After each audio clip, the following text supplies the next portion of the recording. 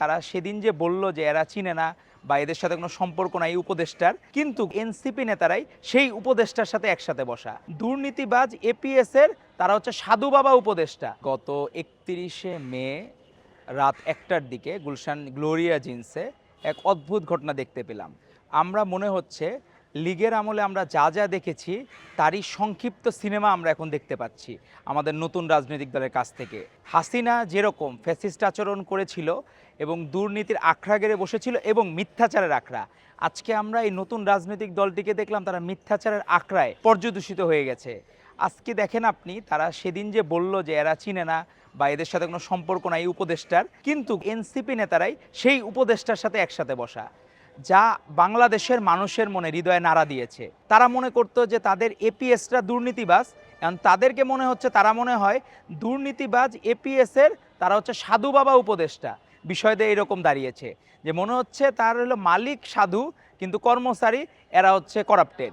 তো এই যে সেই হাসিনার আমলের যা ট্রেলার বা সিনেমা আমরা দেখেছি তারই পুনরাবৃত্তি ঘটছে। এরা যে মিথ্যা কথা বলে, মিথ্যাচারগুলো করে, দেশের মানুষ কিন্তু এগুলো ভালো চোখে দেখে না এবং রাজনীতিতে এ ধরনের মিথ্যাচার তারা আর দেখতে চায় না। আপনি দেখবেন যেই উপদেষ্টা এখন আছেন উনি একটি বই লিখেছেন, জুলাই মাতৃভূমি অথবা মৃত্যু। সেই বইটিতে উনি উদ্দেশ্যপ্রণোদিতভাবে ৫ই আগস্ট বা ৩৬শে জুলাই আমরা যেটি বলি, সেই দিন তার বইয়ে উনি উল্লেখ করেছেন চ্যানেল 24-এর অফিসে তারা বসেছিলেন, একদম কোটেড, তার একদম কোট করা কথা। সেই জায়গায় উনি লিখেছেন ওই সময় মিটিংয়ে কারা কারা উপস্থিত ছিলেন। উদ্দেশ্যপ্রণোদিতভাবে সেখানে আমাদের ছাত্রদলের সভাপতি এবং সেক্রেটারির নাম বাদ দিয়েছেন উনি। পাশাপাশি আমাদের তরুণ প্রজন্মের এই জেন জি যদি ধরা হয় এবং পরবর্তী প্রজন্মের আমাদের আইডল বলা যায় যে আমাদের ভারপ্রাপ্ত চেয়ারম্যান জনাব তারেক রহমানের সুযোগ্য কন্যা ব্যারিস্টার জায়মা রহমান, ওনার নামও বাদ দেওয়া হয়েছে উদ্দেশ্যপ্রণোদিতভাবে।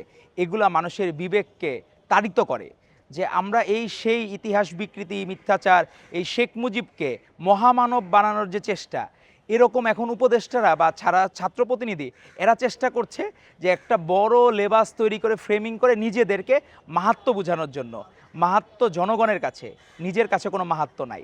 আজকে সাধারণ জনগণকে জিজ্ঞেস করতে হবে তারা কী ধরনের রাজনীতি চায়। তারা কি সেই লীগের আমলের মিথ্যাচারের রাজনীতি, দুর্নীতির রাজনীতি সেটি আবার চায়, না তারা চায় ভালোর রাজনীতি।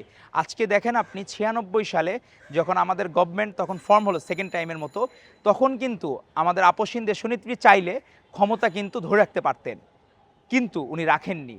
এখানেই তার মাহাত্ম্য, সেখানেই উনি মহিমান্বিত।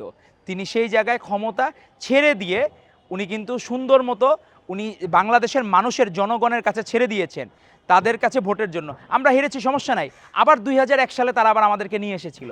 ভোটের যে সুন্দর চর্চা ছিল, আমরা এই নতুন রাজনৈতিক দল তাদেরকে অনুরোধ করব আপনারা সুষ্ঠু ধারা রাজনীতি করুন। মিথ্যাচার করে হাসিনাও পার পায় নাই, আপনারাও ভবিষ্যতে পার পাবেন না। আপনাদের জন্য এতটুকু অনুরোধ থাকবে, 31শে মের যে ঘটনাটি ঘটেছে সারা বাংলাদেশের মানুষ হৃদয়ে মর্মাহত হয়েছে। সেই লীগের আমলের রাজনীতি তারা আর কখনো ফেরত চায় না। আপনার ধন্যবাদ।